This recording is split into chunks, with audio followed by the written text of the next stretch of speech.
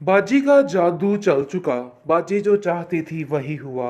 वो बार बार कश्यप से यही कहती हुई नजर आ रही है कि देखो भाई, मैंने जो कहा था वही सब कुछ हो रहा है।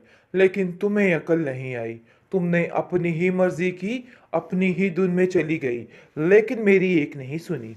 जिस पर जुलेखा भी बोल उठी और कहती है कि इसमें मेरी बेटी की कोई भी गलती नहीं है। देखो अब्दुल बारी, ये सब कुछ नसीब का किया धरा है, ये और कुछ भी नहीं है। जिस पर अब्दुल बारी कश्यप से कहता है कि इसको बारहा मना किया था, लेकिन आपकी बेटी ऐसी जिद्दल है कि इसने एक बात नहीं सुनी और बार बार एक ही बात करती रही और अपनी मर्जी ही करती रही।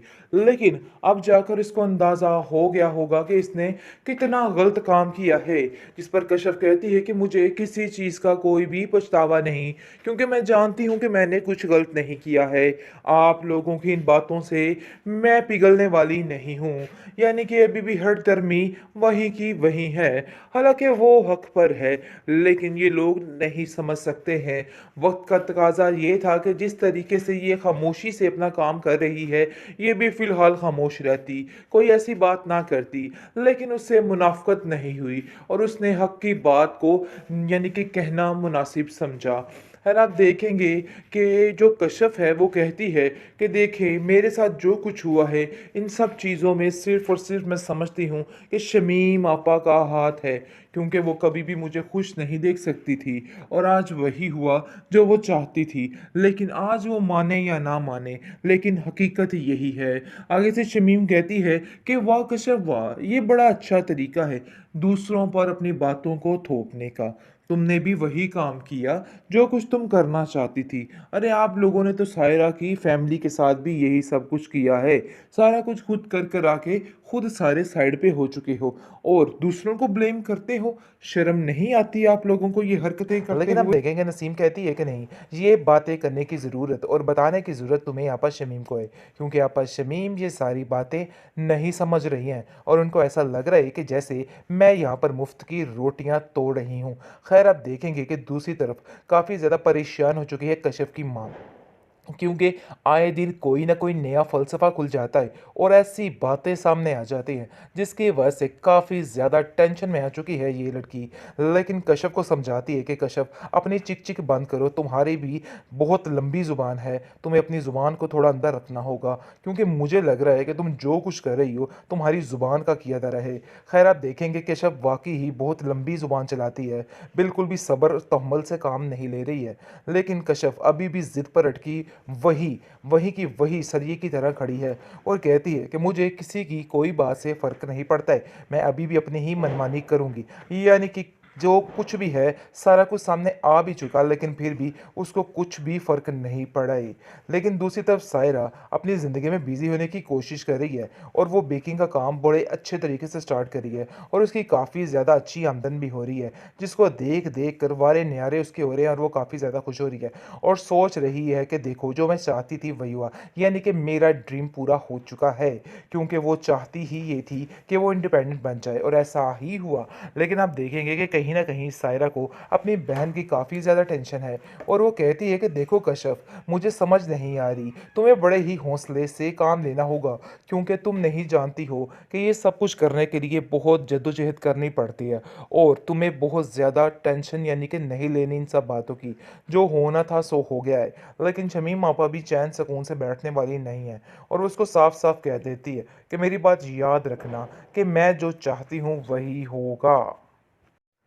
शमीम की तो सुनी गई, क्योंकि शमीम को बहाना मिल चुका है और वो बहुत ज़्यादा खुश होगी जब उसको पता चलेगा कि कश्यप की ये हालत हुई है, क्योंकि वो पहले ही मना करती थी और इस चीज़ के खिलाफ थी कि ये कश्यप यूनिवर्सिटी नहीं जाए।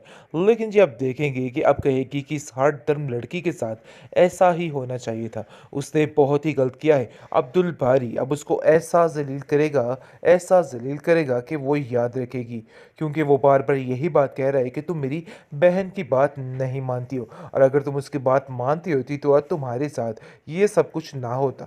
खैर आप देखेंगे कि कशिश कहती है कि मेरा इन सब चीज़ों में कोई भी कसूर नहीं है। आखिर ये क्या मामला है और क्या कुछ हो रहा है? मुझे तो कुछ समझ नहीं आ रहा है। खैर आप लोगों को मेरी वजह से परेशान होने की कोई भी ज़रूरत नहीं है और ना ही किसी किस्म की फ़िक्र करने की ज़रूरत। लेकिन आप देखेंगे कि शमीम को मौका मिल चुका है और वो काफ़ी ज़्यादा खुश है और कहती है कि देखो, जो मैं चाहती थी वही हो गया है और मुझे कुछ करने की ज़रूरत भी नहीं पड़ी है। खैर अब देखेंगे जी, बहुत ज़्यादा कश्यप जो है परेशान है, लेकिन उसकी माँ उसको हौसला देती है और कहती है कि कश्यप तुम परेशान मत होना, हम सब तुम्हारे साथ हैं। इन सब चीज़ों में तुम्हारा कोई भी कसूर नहीं है। अगर तुम्हारी जगह कोई भी होता तो ऐसा ही करता। इसलिए इन बातों को लेके परेशान मत होना।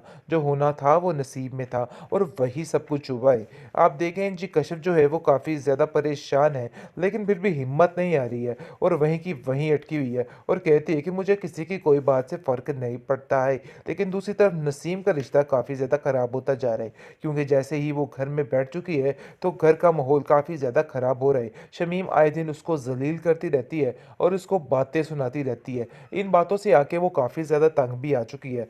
लेकिन आप देखेंगे वो अपने भाई के पास आती है और आके कहती है कि देखो शमीम से साफ-साफ तुम कह दो कि तुम्हें हमारे यहाँ पे रहने से कोई भी मसला नहीं है। लेकिन अब्दुल बारी भी कहता है कि बाजी, मुझे यहाँ पर आपके रहने से क्या मसला हो सकता है? कैसी बातें कर रही हैं? आप मेरी बहन हैं। आप जब जी चाहे यहाँ पे आए, आपको परेशान होने की कोई ज़रूरत नहीं है। लेकिन हम देखेंगे नसीम कहती है कि नहीं, ये बातें करने की ज़रूरत और बताने की ज़रूरत तुम्हें आपा शमीम को है, क्योंकि आपा शमीम ये सारी बातें नहीं समझ रही हैं और उनको ऐसा लग रहा है कि जैसे मैं यहाँ पर मुफ्त की रोटियाँ तोड़ रही हूँ। खैर आप देखेंगे कि दूसरी तरफ काफ़ी ज़्यादा परेशान हो चुकी है कश्यप की माँ, क्योंकि आए दिन कोई ना कोई नया फ़लसफ़ा खुल जाता है और ऐसी बातें सामने आ जाती हैं, जिसकी वजह से काफ़ी ज़्यादा टेंशन में आ चुकी है ये लड़की। लेकिन कश्यप को समझाती है कि कश्यप, अपनी चिक-चिक बंद करो, तुम्हारी भी बहुत लंबी ज़ुबान है, तुम्हें अपनी ज़ुबान को थोड़ा अंदर रखना होगा, क्योंकि मुझे लग रहा है कि तुम जो कुछ कर रही हो, तुम्हारी ज़ुबान का किया धरा है। खैर आप देखेंगे कश्यप वाक़ई ही बहुत लंबी ज़ुबान चलाती है, बिल्कुल भी सब्र तहम्मुल से काम नहीं ले रही है। लेकिन कश्यप अभी भी ज़िद पर अटकी वही, वही की वही सरिये की तरह खड़ी है और कहती है कि मुझे किसी की कोई बात से फ़र्क नहीं पड़ता है, मैं अभी भी अपनी ही मनमानी करूँगी। यानी कि जो कुछ भी है, सारा कुछ सामने आ भी चुका, लेकिन फिर भी उसको कुछ भी फ़र्क नहीं पड़ा है। लेकिन दूसरी तरफ सायरा अपनी ज़िंदगी में बिज़ी होने की कोशिश कर रही है और वो बेकिंग का काम बड़े अच्छे तरीके से स्टार्ट करी है और उसकी काफ़ी ज़्यादा अच्छी आमदन भी हो रही है, जिसको देख-देख कर वारे न्यारे उसके हो रहे हैं और वो काफ़ी ज़्यादा खुश हो रही है और सोच रही है कि देखो, जो मैं चाहती थी वही हुआ। यानी कि मेरा ड्रीम पूरा हो चुका है, क्योंकि वो चाहती ही ये थी कि वो इंडिपेंडेंट बन जाए और ऐसा ही हुआ। लेकिन आप देखेंगे कि कहीं न कहीं सायरा को अपनी बहन की काफ़ी ज़्यादा टेंशन है और वो कहती है कि देखो कश्यप, मुझे समझ नहीं आ रही, तुम्हें बड़े ही हौसले से काम लेना होगा, क्योंकि तुम नहीं जानती हो कि ये सब कुछ करने के लिए बहुत जद्दोजहद करनी पड़ती है और तुम्हें बहुत ज़्यादा टेंशन यानी कि नहीं लेनी इन सब बातों की। जो होना था सो हो गया है। लेकिन शमीम आपा भी चैन सुकून से बैठने वाली नहीं है और वो उसको साफ-साफ कह देती है कि मेरी बात याद रखना कि मैं जो चाहती हूँ वही